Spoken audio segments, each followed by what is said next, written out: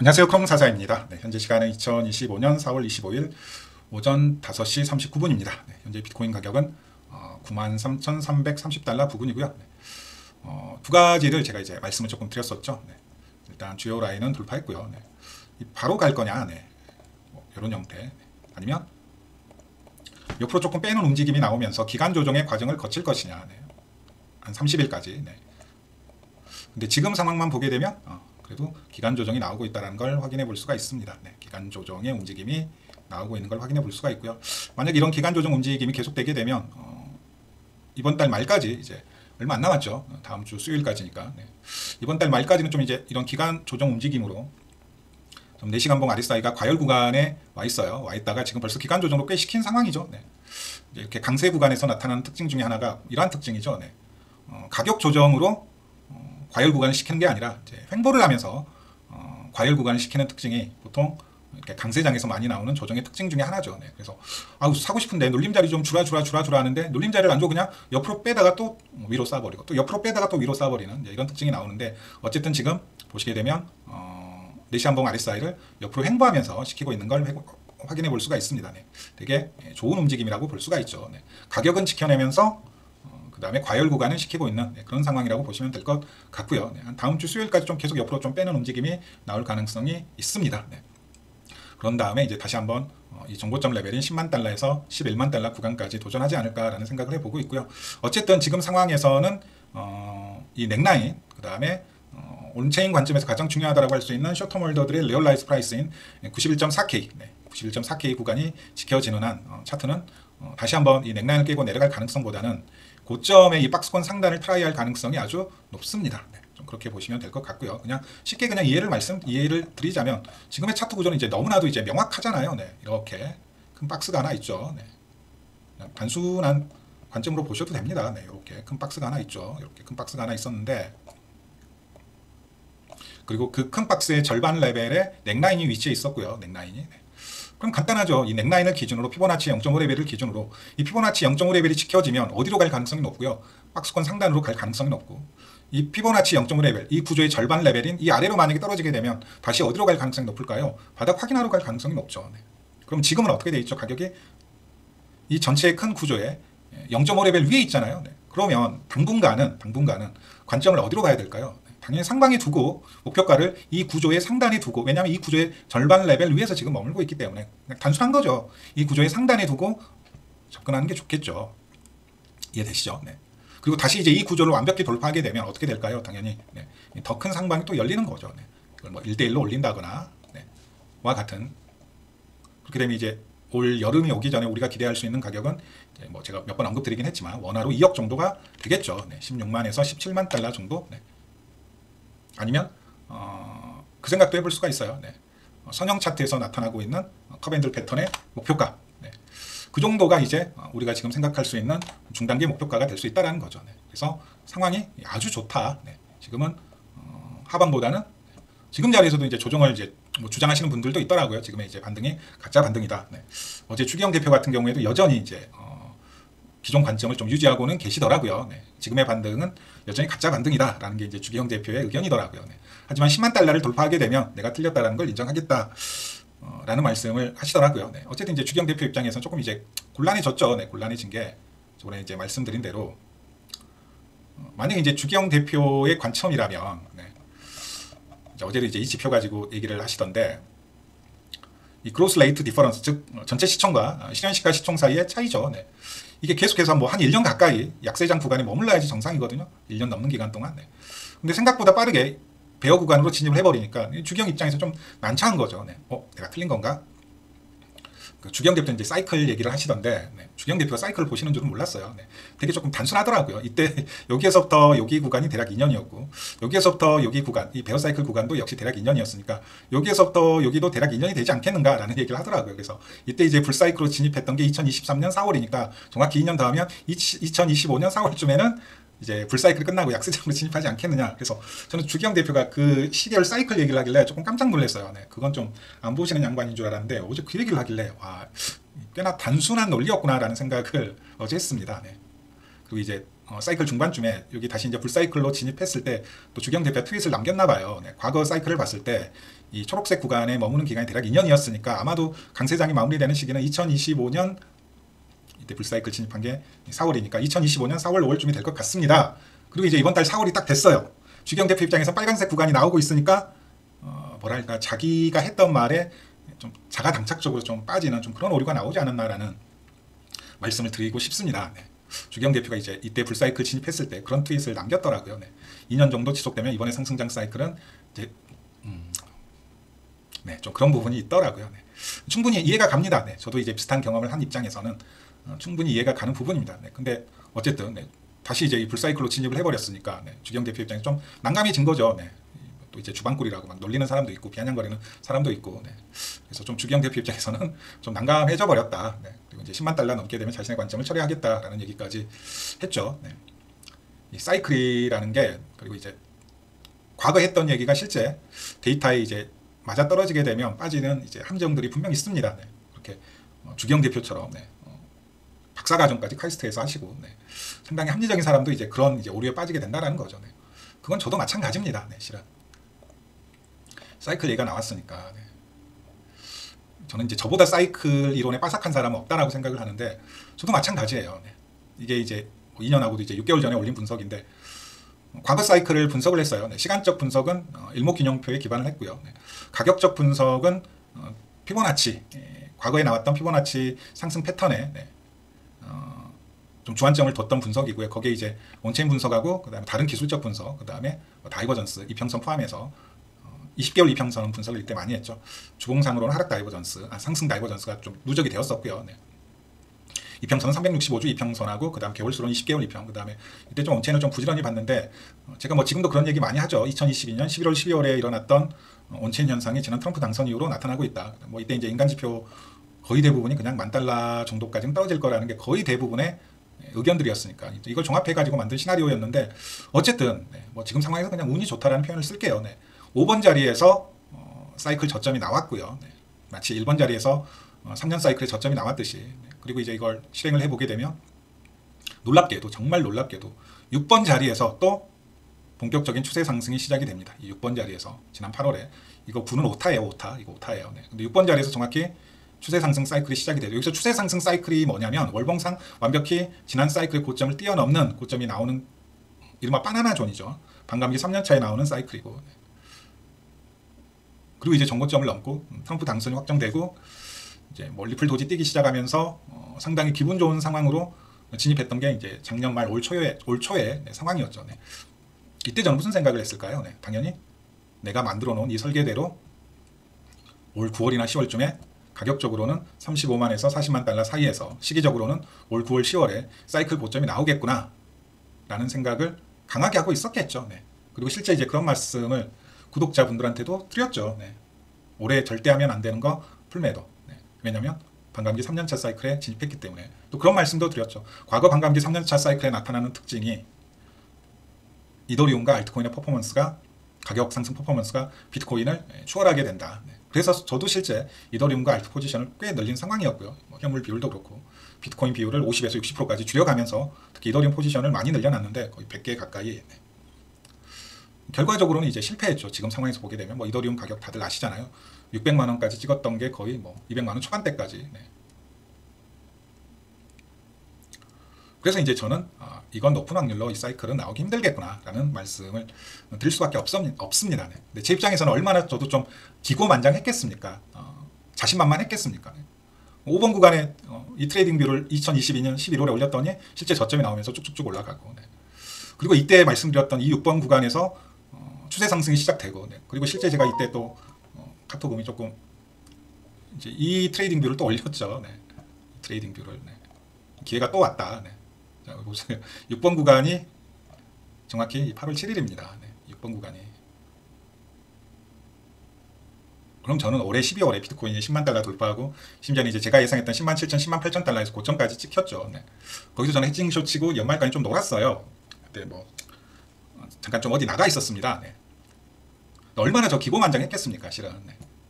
내 말대로 다 되고 있는데 가격도 그렇고 심지어는 시간까지 다 때려 맞추고 있는데 제 입장에서는 얼마나 기고만장했겠습니까. 네. 이거 내 예상대로 7번 자리에서 고점 나오겠구나. 가격도 오차 위아래로 5% 이내로 나오겠구나. 즉 한 35만 달러 피레침 박히게 되면 한 40만 달러까지 봐도 되겠구나라는 자신감이 있었어요. 네. 그래서 이더리움 홀더분들한테 그런 말씀도 드렸던 거고, 제가 그냥 무지성으로 드리는 게 아니라 네. 다 이유가 있었다고요. 네. 제가 뭐 이런 분석물을 자주 올리는 것도 아니고, 근데 정확히 또 이때부터 해서 변곡이 시작되면서 뚫어버렸다는 말이죠. 고점을. 네. 근데 지금 그 자리로 다시 와버렸다고요. 네. 200주의평을 다시 터치했어요. 네. 디파이 마켓 캡이. 네. 저 여기 뚫고 나갈 때 얼마나 자신만만했겠습니까? 네. 야, 진짜 올 8월 9월에 네. 내가 예상했던 대로 네. 정말 라이브 한번 하고 진짜 좀 이 정도 분석한 사람이 뭐 누가 있겠습니까? 네. 가격, 시간, 변곡 타이밍, 최저점부터 중간에 있는 가장 중요한 변곡 타이밍까지 이렇게 다 때려 맞추는 사람이 뭐 전 세계에 누가 있겠습니까? 제 어깨뽕이 얼마나 올라가 있었겠습니까? 제가 표현은 안 했지만 제 내심 얼마나 자신감이 있었겠습니까? 한번 상상을 해보세요. 네.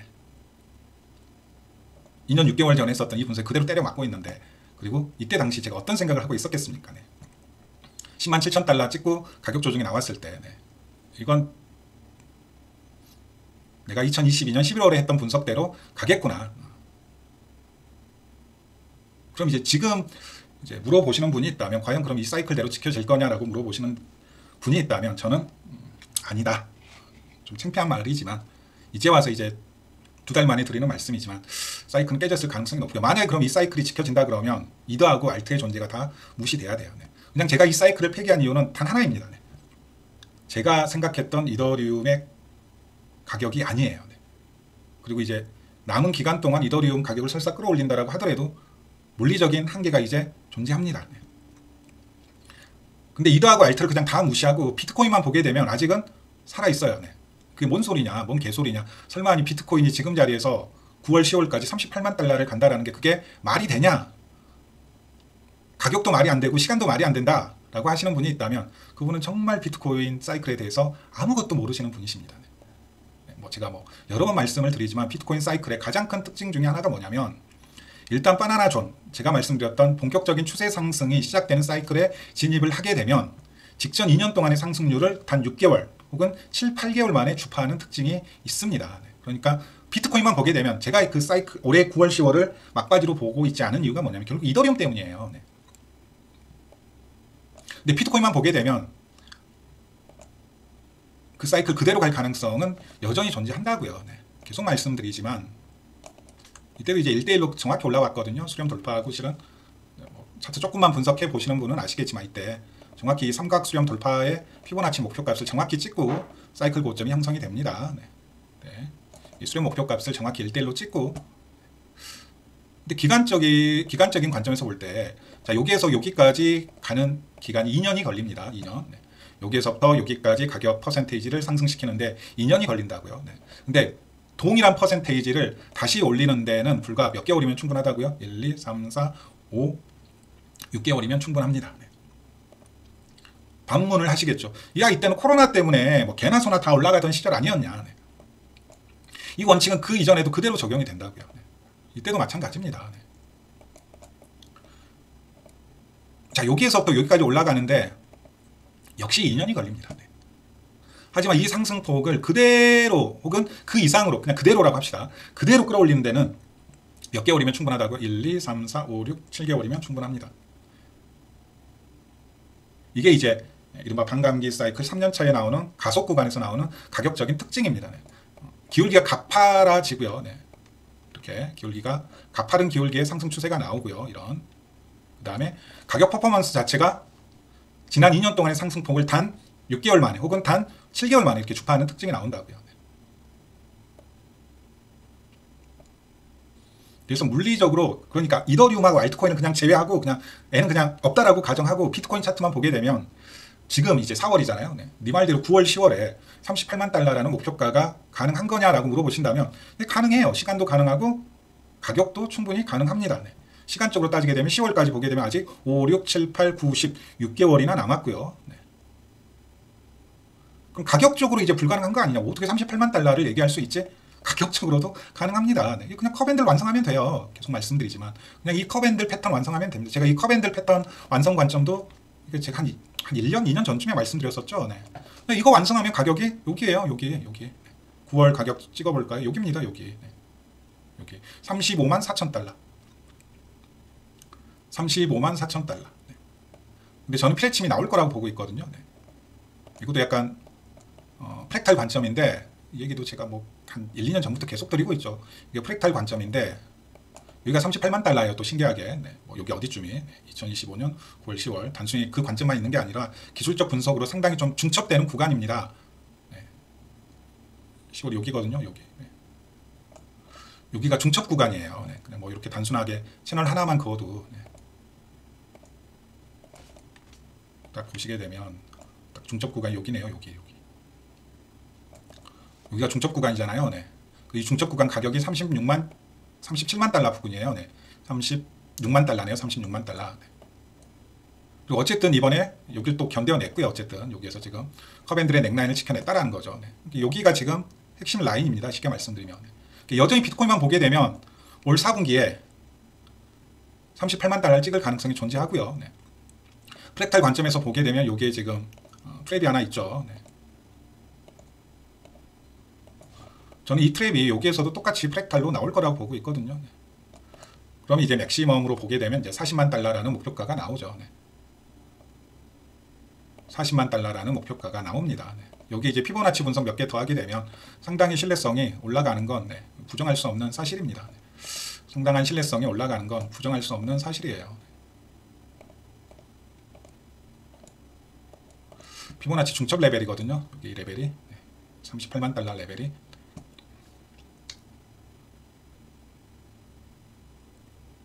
제가 무슨 말씀 드리려고 하는지 아시겠죠? 네. 저는 얼마나 자신만만했겠습니까? 네. 생각을 한번 해보세요. 입장 바꿔서. 정확히 이 타이밍에 최저점 나왔습니다. 네. 본격적인 추세 상승은 이때부터 시작할 겁니다. 네. 그리고 2025년 9월이나 10월쯤에 9월이나 10월쯤에 9월 10월은 여기가 아니네요. 9월이나 10월쯤에 사이클 고점이 나올 겁니다. 근데 맞고 실제 고점 돌파하면서 컵앤들 패턴 만들었는데 그 컵앤들 패턴의 목표값이 하필 38만 달러네? 이때 설정했던 장기 목표값하고 똑같네. 그럼 제가 이 타이밍에 네. 얼마나 기고만장했겠습니까? 제가 표현을 안 했을 뿐이지. 네. 뭐 좀 창피하잖아요. 해제하면. 네. 그래서 그런 말씀을 드린 거예요. 네. 앞으로 1년은 절대 풀매도하면 안 된다. 이더리움이 그래도 비트코인 대비 많이 올라갈 것이다. 실제 600만 원까지 올라갔고요. 네. 그래서 거기에서 배임주라는 말씀을 드린 거고. 네. 저도 이제 지금 생각해보면 그래서 네, 트럼프 취임 이후에 100일 동안 불확실성 리스크가 있음에도 불구하고 약간 버틴 이유이기도 하죠. 네, 버틴 이유이기도 하죠. 네. 즉 이더리움하고 알트코인만 빼게 되면 올 4분기에 9월이나 10월쯤에 38만 달러를 가는 것도 불가능한 가격이 아니고요. 시간적으로 불가능한 시간대도 아니다라는 겁니다. 네.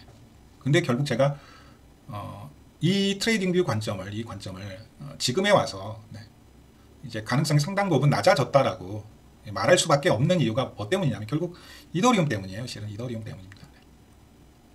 그 다음에 M2 사이클하고도 조금 어긋나 버렸다라는 부분도 있고요. 네. 그럼 이제 이런 질문이 나올 수 있겠죠. 네. 그러면 네 말대로 이제 반감기 사이클은 깨졌다 라고 치자. 네. 그럼 대체 이제 어디에 장단을 맞춰야 되느냐 네. 라고 물으신다면 결국 이제 우리는 그냥 매크로 사이클과 함께 가는 자산이 됐다라고 보시면 될 것 같습니다. 그냥 우리들끼리 지지고 볶고할 때 우리들만의 독립적인 사이클, 뭐 나스닥이 오르든 말든 S&P가 오르든 말든 CPI가 어떻게 나오든 말든 고인물들은 다 압니다. 네. 언제 우리가 코인 투자하면서 CPI 나스닥 차트에 신경 썼냐? 네. 이건 다 알아요. 고인물들은. 네.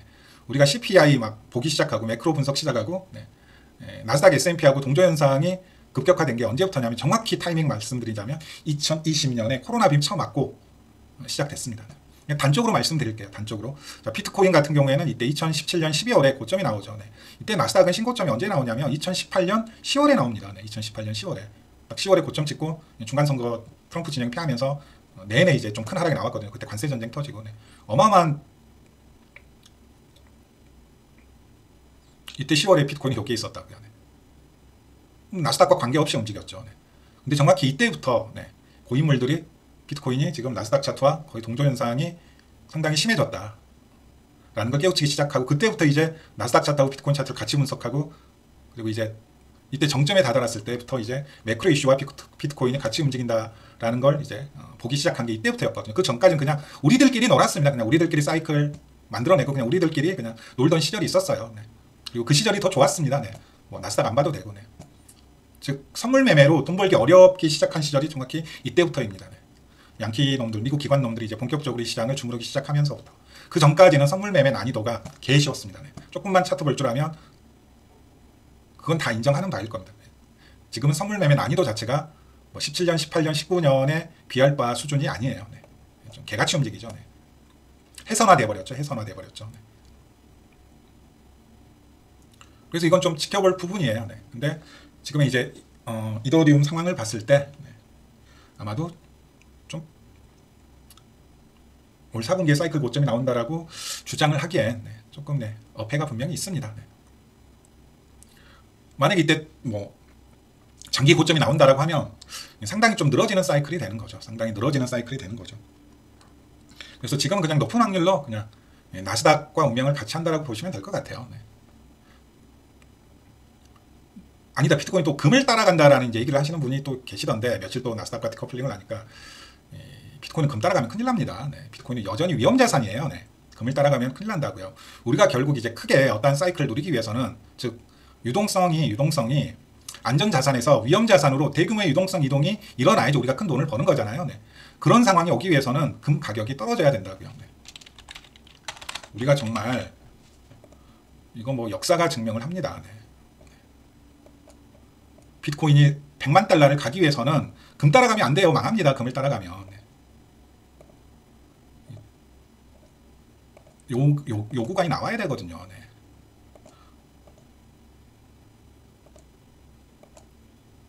그리고 저는 이 구간이 나올 거라고 이제 보고 있습니다. 네. 닷컴 혁명, 네. 셰일가스 혁명이고요. 네. 그 다음에 AI 블록체인 혁명, 네. 그냥 어떠한 이제 시대가 변한다는 느낌이라고 해야 될까요? 네. 뭐 어리신 분들은 잘 모르겠지만, 네. 일단 이제 셰일가스 혁명이 있었죠.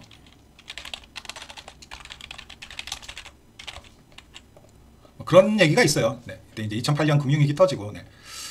만약에 미국에서 셰일가스가 이제 대량으로 이렇게 채굴 내어질 수 있는 상황이 오지 않았다면 미국의 자본주의는 뭐 진작 망했을 것이다라는 이제 얘기도 들 정도 그 구간이 있었는데 네. 뭐 이런 게 있어야 된다고요. 네. 그래서 뭐 사람마다 차이는 있어요. 네. 저는 그렇게 생각합니다. 네. 비트코인은 네. 그냥 이게 가치 저장 수단으로 돼도 안 돼요. 네. 네. 사람마다 이거 되면 큰일 납니다. 네. 이거 뭐 결국 이걸로 돼야 돼요. 네. 처음에 사토시가 설계한 대로 네. P2P 커런시가 돼야 됩니다. 네. P2P 커런시가 돼야 돼요. 네. 실제 그런 세상이 나와야 된다고요. 비트코인을 어디 뭐 금덩어리처럼 금고에 쳐 박아두고 있는 게 아니라 이게 실제 쓰여야 된다고요. 네. 이렇게 되면 망합니다. 네. 가치 저장 수단이 되면 그냥 망해버려요. 네. 이거 뭐 트랜잭션도 일어나지 않고 네. 채굴자들이 어떻게 버팁니까? 네. 그냥 금덩어리처럼 금고에 쳐박아두고 네. 꺼내지도 않는 자산이면 네. 결국 P2P 화폐가 돼야 돼요. 네. 지금 이걸 이제 가장 강력하게 주장하고 있는 부류가 두 부류죠. 하나는 피터 틸, 그 다음에 잭도시죠. 잭도시. 그 다음에 가치 저장 수단을 지금 자꾸 이제 언급하는 쪽이 이제 세일러죠. 세일러. 네. 그 다음에 뭐 일부 이제 기관들이죠. 기관들. 네. 코린이의 관점이죠. 세일러 코린이죠. 네. 코린. 얘는 이제 정말 진성 사토시 기존 추종자들이고. 그래서 지금 피터 틸하고 잭도시가 가장 신경 쓰고 있는 부분이 이 부분이에요. 네. 비트코인 결제 시스템. 네. 그럼 페이팔이 혹은 한 명 더 있죠. 네. 뭐 어차피 근데 뭐 같은 마피아니까. 네.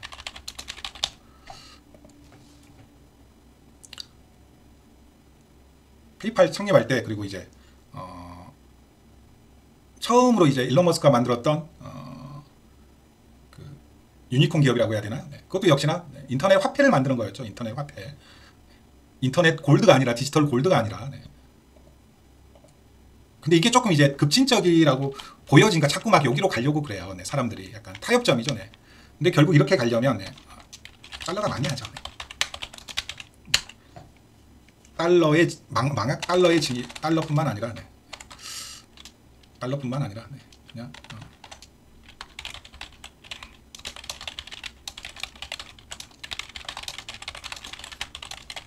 그래서 이게 약간 급진적인 부분이라서 자꾸 이제 약간 타협점으로 찾는 게 그냥 디지털 골드라고 하는데, 비트코인은 골드를 따라가면 안 됩니다. 안 돼요.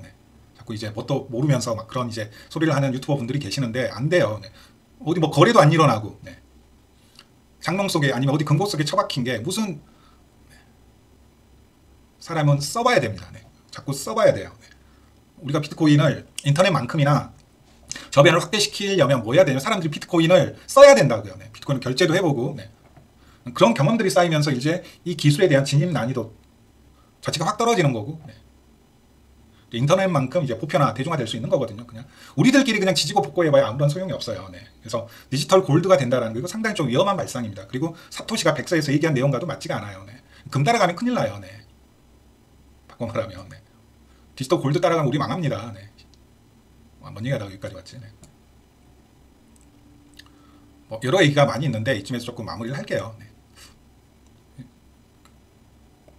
이제 주경 대표도 결국 이제 이 사이클이라는 부분에 함정에 빠진 건데, 그래서 좀 두 가지로 보시면 될 것 같아요.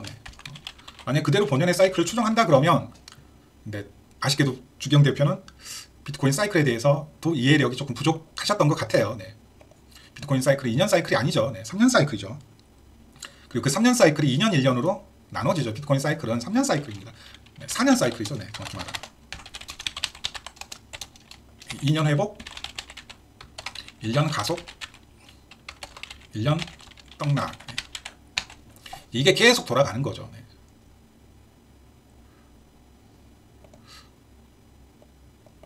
이게 이제 비트코인 기존의 사이클이었는데, 그리고 이 사이클대로 움직이게 되면, 이 사이클대로 만약에 움직인다 그러면 올 4분기에 비트코인 고점이 나와야 되는 게 맞고요. 왜냐하면 2022년 11월에 비트코인 최저점이 나왔으니까 그대로 3년 더하면 2025년 11월쯤에 비트코인 고점이 나와야 되는 게 맞겠죠. 그리고 또 한 1년 가까이 계속 떡락을 하는 사이클이 나와야 되는 게 맞는데, 과연 이게 또 이제 지켜질 거냐. 올해 정말 제 예상대로, 제가 2년 전에 예상했던 대로 정말 4분기에 비트코인 38만 달러가 나올 거냐. 비트코인만 보게 되면 물리적으로 불가능한 시간도 아니고, 시간적으로도 가격적으로도 불가능한 가격대도 아니지만, 저는 이더리움의 가격 폭락을 보고 이건 사이클이 깨졌구나 라는 생각을 했고요. 결국 그럼 이제 우리가 맞춰야 될 건 그냥 매크로 사이클, 나스닥 사이클하고 같이 가는 자산이 되겠구나 라는 부분입니다. 그리고 뭐 사람마다 생각의 차이는 있겠지만 비트코인은 디지털 골드가 되어서는 안 됩니다. 종국적으로는 달러를 뛰어넘어야 돼요. 근데 달러를 뛰어넘는다라는 얘기를 자꾸 하게 되면 이제 미국 정부의, 그다음에 중앙화된 정부의 탄압을 받을 가능성이 존재하니까 자꾸 이제 거기에 대해서는 약간 터부시하는 경향이 없지 않아 있었다고요. 비트코인 진영 내에서도. 근데 뭐 지금의 이제 통화의 위기를 봤을 때 과감하게 좀 그런 주장을 할 필요도 있습니다. 결국 비트코인은 달러를 대체해야 됩니다. 완전한 대체를 꿈꾸는 사람이 있고요. 공존하는 달러와 자국 화폐와 중앙화된 화폐와 공존하는 불완전한 대체물이 될 거라고 보는 사람도 있고요. 근데 디지털 골드 발언은 상당히 조금 위험한 발언일 수도 있습니다. 그리고 상당히 타협적인 발언일 수도 있고요. 상당히 코리니스러운 발언일 수도 있다는 부분을 조금 말씀드리면서 오늘 영상은 마무리하도록 하겠습니다. 감사합니다.